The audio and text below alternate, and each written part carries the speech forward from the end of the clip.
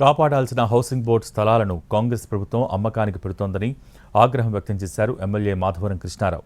3 గజాలు 6 గజాల స్థలాలను వదలకుండా వేలం వేస్తున్నారని విమర్శించారు. ప్రజా ప్రయోజనార్థం ఉండవలసిన స్థలాలను అమ్మేస్తే చూస్తూ ఊరుకోబోమన్నారు ఎమ్మెల్యే మాధవరం కృష్ణారావు.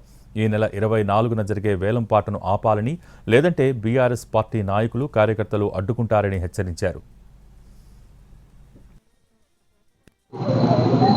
3 గజాలు జాగా అమ్ముతాడా ఎవడన్నా? 3 గజాలు 6 గజాలు జాగా అమ్ముతాడా? దోసుగా తిందాం, హైదరాబాద్ నాశనం చేద్దాం. ఇప్పటికే నాశనం చేసిరు. ఇక 1 ఇయర్లో ఇంకా నాశనం చేద్దాం కంకణం కట్టుకున్నారు. 1,20,000 రూపాయలు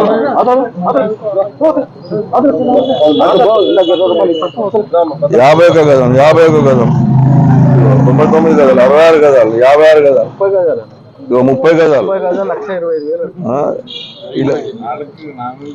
ఇలా అయ్యా జాగిరా. ఇది హౌసింగ్ బోర్డులో ప్రజల సొత్తు. ఇది